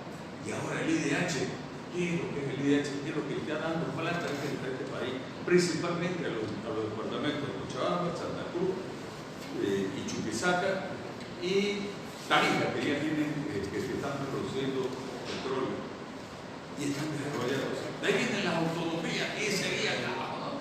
Pero no son los paseños como paseños. Claro que también lo son, porque son inducidos por ese modelo de Estado. Bien, ¿Cómo vamos a hacer la cuestión de la distribución económica? No hay nada que inventar, no es nada difícil. ¿Qué es el federalismo? El federalismo es cuando se delega en un territorio X ciertas competencias a un modelo central único. En el caso de Bolivia es a la inversa. Todas las competencias ahora las tiene el Estado centralista, el gobierno, el modelo centralista. Y el federalismo que estamos pidiendo es la descentralización de todas esas actividades, de todas esas competencias a los departamentos que conforman la nación. Que dicho sea de paso, también tienen su gobierno departamental, como tenemos ahora. Ya tenemos todo esto que hemos vivido, yo lo considero y lo llamo un proceso prefederal. ¿Por qué prefederal? ¿Ya? En primer lugar, porque elegimos a las autoridades desde los territorios. Eso en el Estado federal es una ley, no puede modificarse.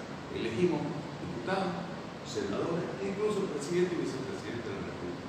Luego elegimos los alcaldes y en todos los 366 municipios. Y así vamos viendo. Y de ahí viene la descentralización de algunas competencias. Todo eso se ha hecho en el Estado prefederal. En el Estado federal, por ejemplo, que estamos planteando, yo lo he planteado ahora con Pablo Marca, el proyecto que va a presentar el Comité por Santa Cruz.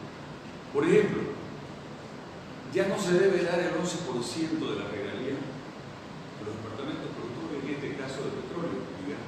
¿Por qué? Se tiene que dar el 25%, es una cuestión de que le quitamos parte de esa distribución económica del gobierno central y se la damos a los departamentos. Pero ese 25% del 100% que genera ya no solamente de los recursos de los carboníferos, sino de todas las regalías naturales, llámese explotación mineral, de madera, de hídrico, todo lo que se produce por la naturaleza, cada departamento lo produce, debe quedarse con el 25% del 100% de la producción. El otro 25% tiene que ir al gobierno central, al gobierno nacional, pero queda un 50%. ¿Qué hacemos con esa plata? Esa plata la dividimos entre los otros 8 departamentos que no están produciendo y les toca el 6.25%. Miren ustedes, más de la mitad del 11% que la recibir Santa Cruz, que hará Potosí, que hará Chuquisaca, Pando, Cobija, El Beni, Oruro, la misma ciudad de La Paz, nunca recibieron ese 6.25%.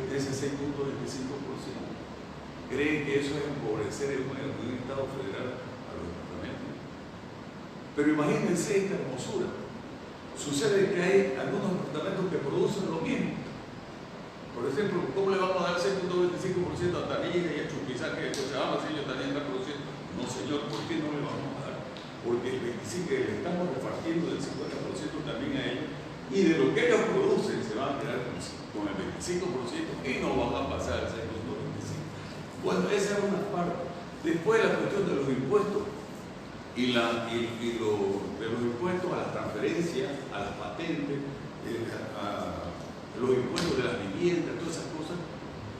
Si yo vivo en este pueblo, o si usted vive en la ciudad de La Paz, y la ciudad del departamento de La Paz, perdón, por decir vive en la ciudad, le da trabajo, le da su vivienda, pese a que usted siempre está ganando, le da agua, le da luz, le da hospitales, le da salud, le da educación para sus hijos, le da todo. ¿Por qué razón sus impuestos de usted van a irse al gobierno centralista? Eso debe quedarse en el municipio, ese municipio que le da a usted la felicidad de ser un ciudadano, que le da dando ese trabajo, esa oportunidad, entonces que se lo devuelva su impuesto es más pobre. Y así hay un desglose económico, Pablo, que sería largo hablar, de todo lo que significaría eso, el modelo económico en un Estado federal. Y para terminar, es que es bueno esto. Para terminar con ese sistema de modelo centralista, tenemos una fórmula que acaba con el codillismo político, con ese enroscamiento que se apodera del Estado y se roba la plata. En este modelo ya no hay candidato a presidente ni vicepresidente de la República. Se lo tiene que ganar su puesto talón, planta, punta. ¿Cómo? Todos los diputados y senadores se eligen en las circunscripciones uninominales y en las circunscripciones departamentales, los senadores en este caso forman esto, el Congreso Nacional de la República. Ya no hay candidato a presidente ni vicepresidente, escúchenlo, candidato a diputados, senadores, nada más. Todavía nosotros hemos ganado nuestro grupo, aquí estamos sentados, pero entre todos los que conformamos este Congreso Nacional, elegimos a 9. Entre nosotros se eligen a 9, uno que representa a cada departamento de Bolivia. Y se conforma la Asamblea Ejecutiva Federal Nacional, que viene a ser las veces de la vicepresidencia de la República. ¿Qué hermosura? Entre 9 ya un bellaco que va a hacer lo que le haga. 9 tipos van a decidir por la parte ejecutiva de Bolivia. Y entre esos 9 eligen a uno, que es el primer ministro o presidente de la nación, donde sus atribuciones ya prácticamente no están marcadas en el departamento o en el país. Es un embajador que va y trae capitales, tecnología, busca mercado para la producción y todas esas cosas.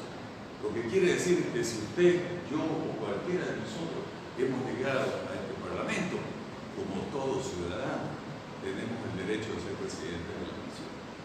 Y ya las campañas nos van a ser regalando espejitos, plata y todo lo que ustedes le dé la gana. Y no vamos a tener un presidente inaugurando una canchita de fútbol, un puertito, un mercadito.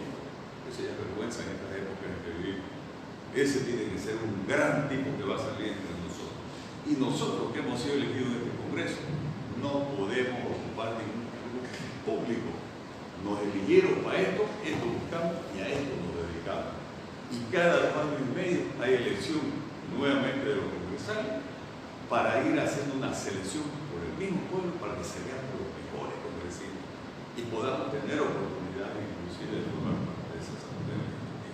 Yo quiero y me ofrezco, querido Víctor, me ofrezco a que hagamos una gran conferencia.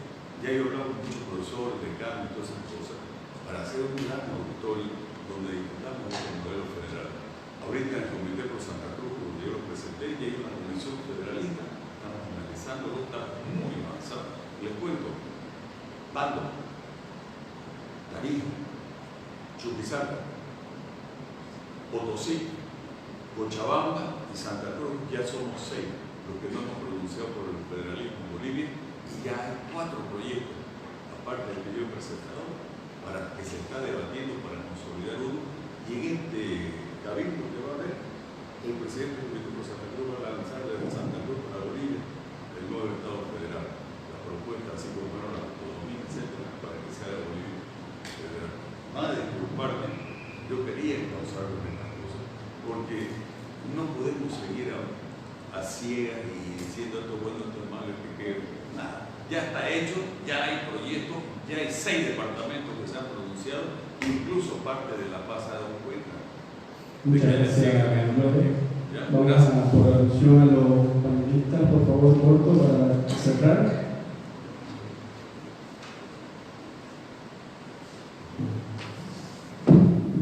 Sí, por la alusión, ¿no? En primer lugar, no hay que confundir correlación con causalidad, ¿no? Y, por ejemplo, muchos de los problemas, muchas cosas que se argumentan, por ejemplo, el modelo agropecuario, ¿no? Por ejemplo, nosotros en estos últimos años hemos tenido, por un lado, tratados con la comunidad andina muy que favoreció mucho la soya, ¿no? Es decir, hemos favorecido demasiado la soya y no otras exportaciones. Entonces, no se debe a que nosotros somos más centralistas en boom de la soya, ¿no? Sino a una política de un Estado unitario frente a otro, ¿no? Por ejemplo, que usted decía, yo no creo que ser centralista o descentralista tenga algo que ver, ¿no? O por lo menos debería mostrarme, ¿no? un estudio para que yo me lo crea, ¿no? En primer lugar, ¿por qué? Porque hay otras variables que sí lo pueden explicar, ¿no? variables que están ahí presentes, como el desarrollo de la tecnología. No era posible para Santa Cruz en un momento dado desarrollar su aparato productivo sin las tecnologías que aparecieron en la precisamente las nuevas generaciones, etc. Por otro lado, el centralismo, como el centralismo que usted ha hablado y lo habla con una connotación negativa, no genera algunas desigualdades entre departamentos como lo genera el descentralizarlos, ¿no? Uno de los estudios que he puesto en el artículo que tal vez se publique, es de que una de las externalidades de la descentralización son las inequidades entre las unidades descentralizadas, ¿no?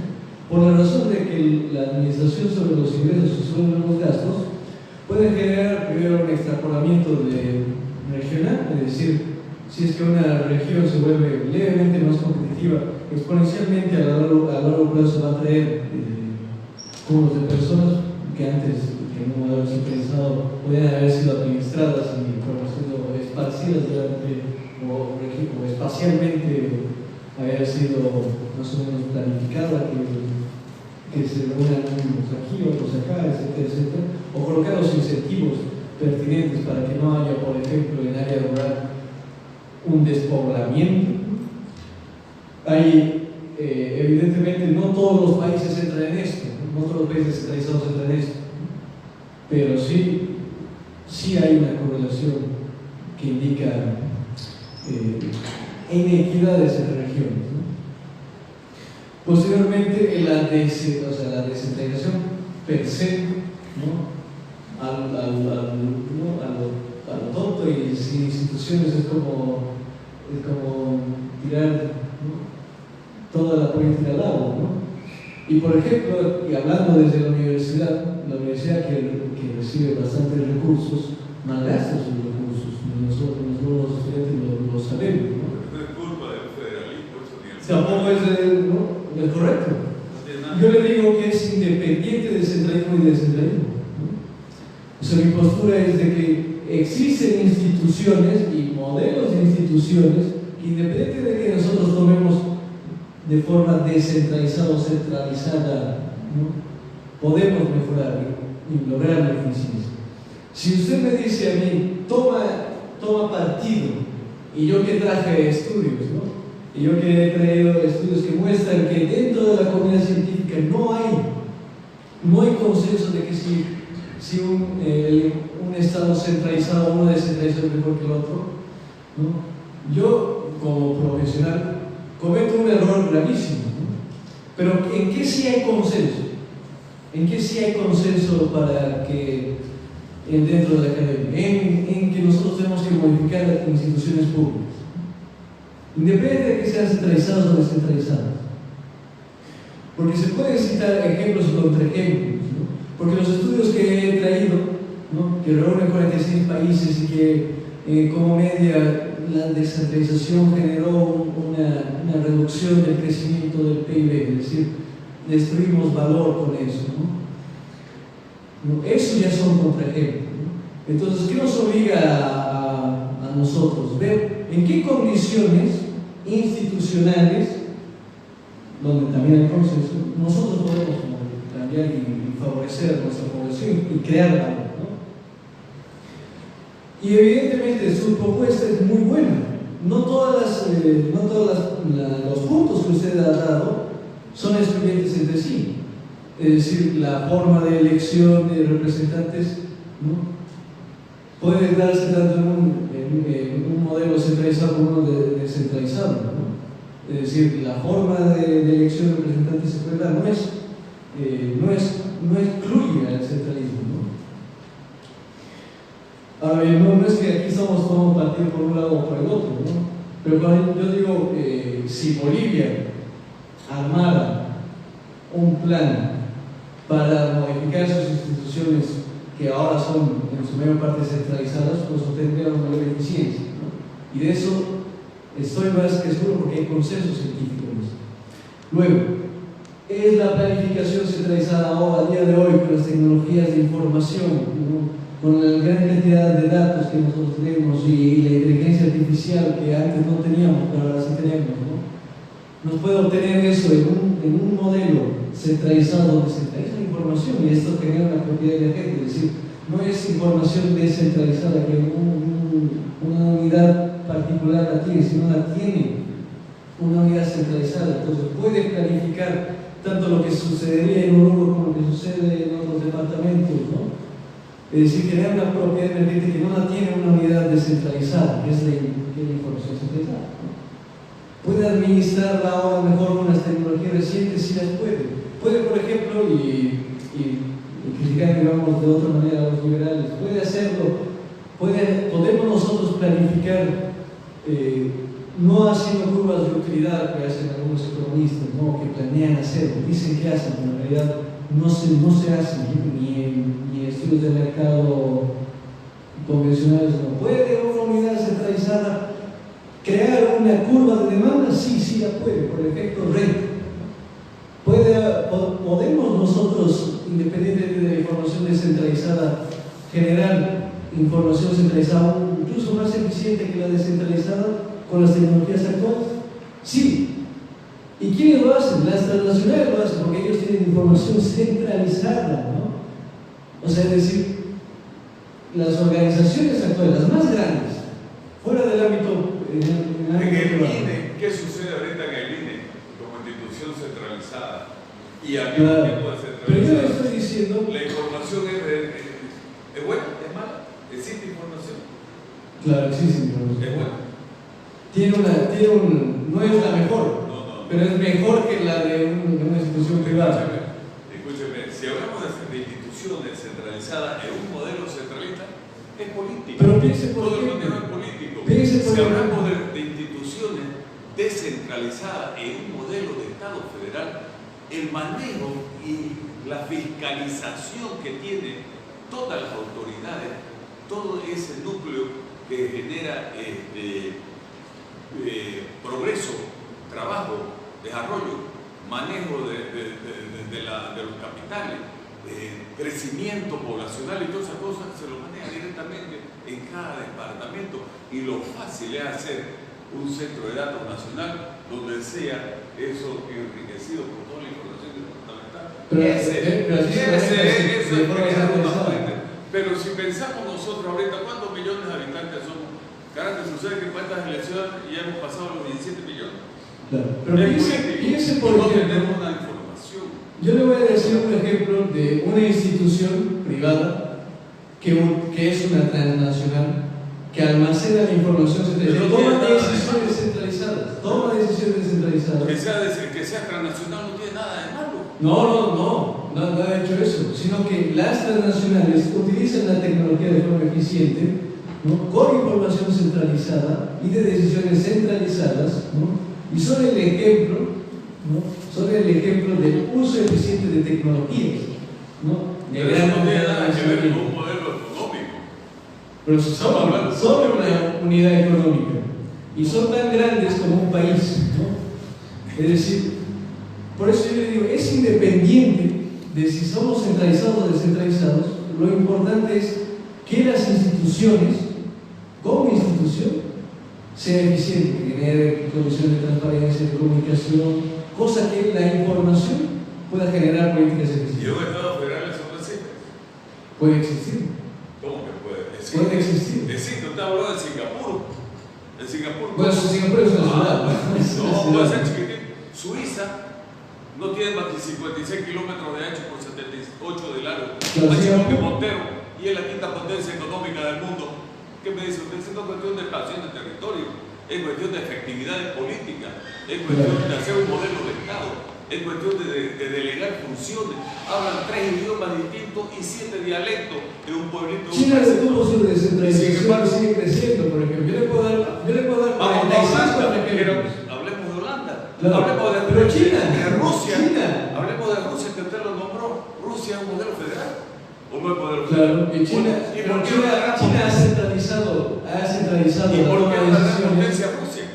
¿Y por qué China lo es? Es decir, ¿por qué? Porque China, es que no es China, porque usted me está hablando de la China oriental, o mejor dicho, de la China comunista o la China federalista. Momento, por favor. Al empezar el debate sobre el modelo federal, hay que hacer la distinción de que no es lo mismo un sistema. Hay dos modelos federales. Sistema económico con modelo económico son diferentes. Economía política con política económica son diferentes, ¿no? Creo que nos llevamos por la pasión muchas veces hasta el punto de no llegar al diálogo, ¿no? Aquel diálogo socrático, gracias por acompañarnos, Tico, al diálogo socrático de la autorreflexión, ¿no? Que no nos permite ver tal vez muchas veces las aristas o las variables que puedan tener si este modelo puede ser aplicado o no. Muchas veces de forma muy animada, sí, para nosotros es bastante llamativo, se puede hasta incluso decir esto es lo único que puede haber, pero también puede haber la otra reflexión de que esto no sirve, ¿no?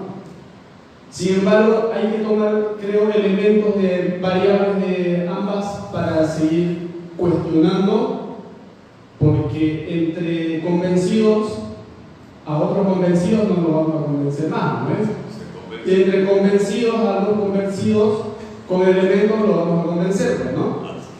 Entonces, las variables que tratamos de hacer como Estación 25 y nueva visión federal, le invitamos a ver también las anteriores charlas y foros que se ha hecho con un diálogo sobre federalismo en Estación 25.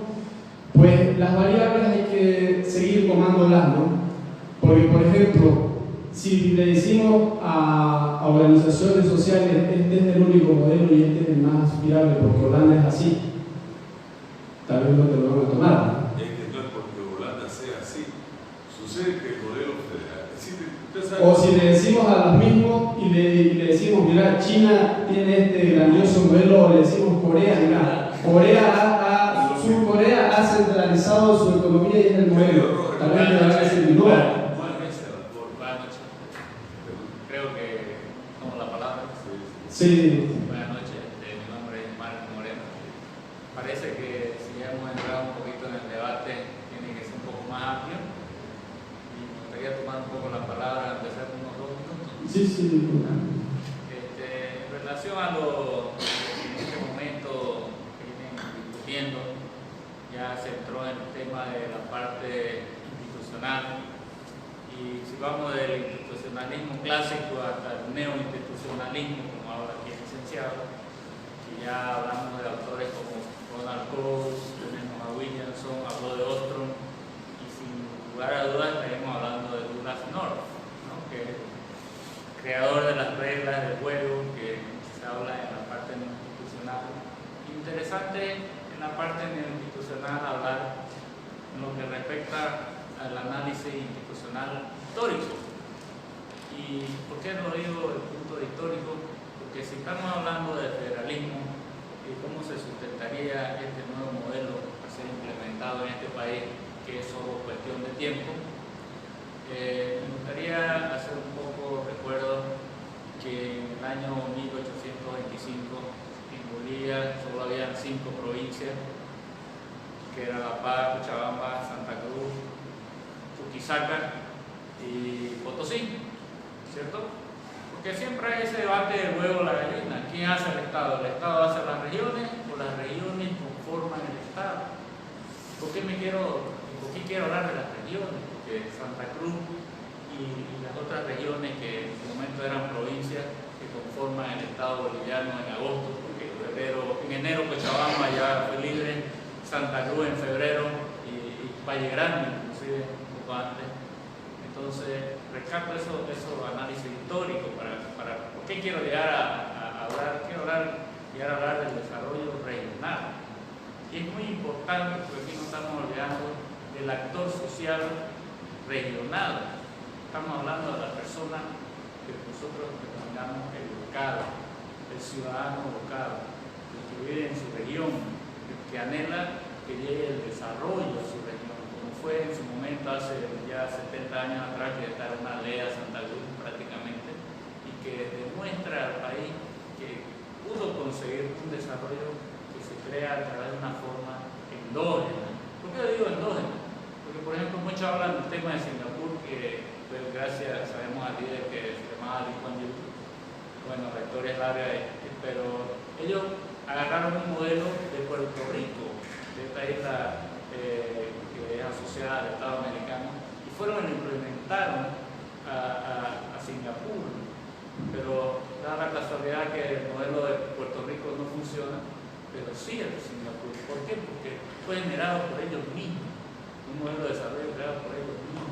Porque cada región, así sea, como decía aquí un colega, una región de 70 por 70 kilómetros, o sea un país de dimensiones continentales, tiene su propia historia, tiene sus rasgos, tiene su cultura, su sentido de pertenencia, tiene su organización social propia, una comunidad creada a sí misma que crea su propio desarrollo. Entonces, desarrollo es endógeno, porque no se puede adoptar una receta mágica y se puede extrapolar a otra región y hacer que este funcione. El Banco Mundial y el Fondo Monetario Internacional gastaron miles de millones de dólares en Latinoamérica intentando hacer que nosotros hagamos el subdesarrollo, que un subdesarrollo nos hereda de la colonia. Por eso es que hago énfasis en análisis histórico. Ya vamos a cumplir prácticamente 200 años con este tipo de modelo de Estado, que en su momento tuvo una lucha federal entre liberales y conservadores, y que ya sabemos en qué termina, y seguimos con el mismo modelo de Estado, y no vemos que tenemos siquiera una política de Estado que nos vaya a sacar del subdesarrollo. No lo vemos. Pero sí aquí en Santa Cruz, cuando él habla de que existen regiones desiguales, es parte del desarrollo. Porque si usted analiza países federales, con seguridad hay regiones que se desarrollan más que otras, porque se crea una competencia económica entre las regiones, lo cual es sano, lo cual lleva a que las comunidades y las regiones entren en una competencia entre ellos. Obviamente que el Estado siempre va a estar ahí, porque el Estado federal es un Estado unitario, y aquí nosotros estamos pidiendo un Estado federal que es unitario. En ningún momento estamos pidiendo separación ni secesión de la República o del Estado plurinacional. Entonces, algo que debe quedar muy claro es que nosotros tenemos la historia y que somos un país unitario. En un momento he escuchado, digamos, en estos conversatorios con gente que esté pro del federalismo, de que sea una especie de separación o una autonomía que ni siquiera la tenemos y ni la vamos a tener como está. Entonces, en eso quiero quedar claro que no nos olvidemos de los actores regionales, que son los verdaderos agentes económicos de desarrollo. El desarrollo se da en tu región, primero en la región. No es un asunto de estadística macroeconómica. El desarrollo es cohesión social. El desarrollo viene de la historia. El desarrollo es hacer patria, es hacer nación. Y eso lo puede ser vos, lo puedo ser yo. O sea, está en todo. Entonces no es una cuestión que sea de un debate. Yo creo que debemos ir más en una relación de progreso, en una relación que lleve a armar un modelo, un proyecto de federalismo, que es lo que quieren las regiones. Y son las regiones las que tienen que hacer este tipo de proyectos, este tipo de modelos. Y justamente nace y sale de aquí, de estas reuniones, de estas conversatorios. Puede ser en un barrio también. No necesita ser aquí en una universidad, ni tampoco necesita llegar a un nivel académico tan alto. O sea, puede venir desde un barrio y puede llegar hasta las altas esferas de estudio de postdoctorado, si ustedes quieren llevarlo a un nivel tan alto. En realidad lo que nosotros queremos es acción, porque nosotros hemos visto, porque nos hemos criado, hemos visto cómo podemos lograr el desarrollo. ¿Acaso el desarrollo logrado en Santa Cruz no es un modelo de ellos? Me pregunto yo, y lograr su debate. ¿No se ha conseguido acaso desarrollo en Bolivia? Se ha conseguido, pero ¿cómo lo hemos conseguido acá en Santa Cruz? Somos iguales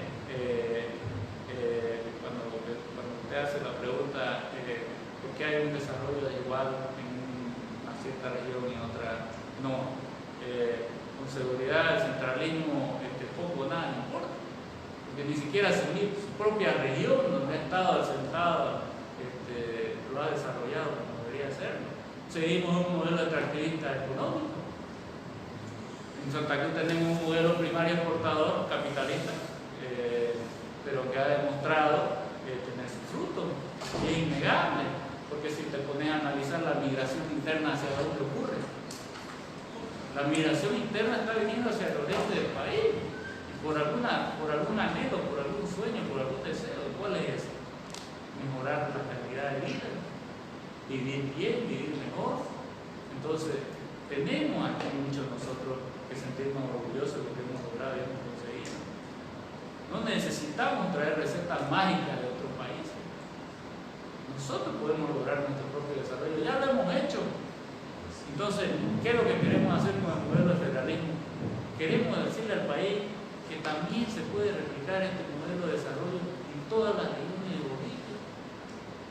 Muchas gracias. La última intervención, cortito, por favor, antes de que nos cierre el salón. Bien cortito. Soy Pico Jordán. Y bien cortito lo voy a resumir esto. Mientras no haya control social y transparencia, ningún modelo económico va a funcionar. La indiferencia que tenemos nosotros de ver la injusticia y la corrupción, no denunciamos, no decimos nada, no ayudamos a que se lo meten preso, uno por uno se lo van llevando preso, pero nadie hace nada. Ningún modelo económico va a funcionar si no hay control social. Resumen, es mi opinión. Sí, muchas gracias, Pico. Para cerrar el debate, creo que ha sido bastante llamativo. Y todo debate es bueno para continuar creciendo, no tomarlo como negatividad. El debate sigue en Estación 25, además, en diálogo sobre federalismo vamos a continuar. El próximo diálogo va a ser la parte jurídica. Vamos a poder observar esta tendencia, esta variable en un modelo federal, qué elementos se debería de tomar en cuenta, y a partir del modelo económico tomemos elementos que también han sido señalados, ¿no? Para poder observarlos con detenimiento más que con cuestión, ¿no? Invitamos nuevamente a escuchar y a quien quiera practicar. Está como Estación 25 en la página, todos los debates, todas las charlas de diálogo sobre el federalismo. Muchas gracias por venir. Gracias.